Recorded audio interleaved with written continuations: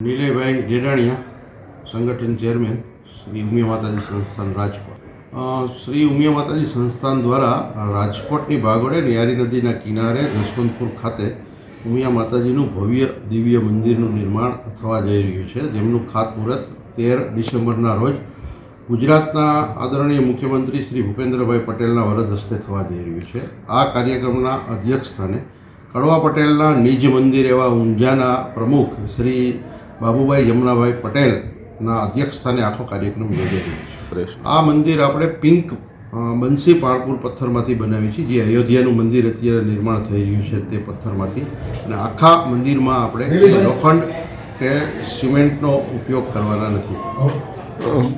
આપણું મંદિર 2 એકર જગ્યામાં થઈ રહ્યું છે, જેની સામે 10 એકર જગ્યામાં સામાજિક, શૈક્ષણિક અને આરોગ્યલક્ષી વિવિધ પ્રોજેક્ટો બનવા જઈ રહ્યા છે. આ પટેલ સેવા સમાજના 2011ના એક કાર્યક્રમના બધા વડીલોએ એવું કીધું કે રાજકોટની અંદર કડવા પાટીદારની વસ્તી વધતી જાય છે, ત્યારે માનું સાનિધ્ય બધાને સાંપડે અને બધા રોજ માના દર્શન કરી શકે તે હેતુથી રાજકોટમાં એક કડવા પાટીદારના કુળદેવી ઉમિયા માતાજીનું મંદિર હોવું જોઈએ.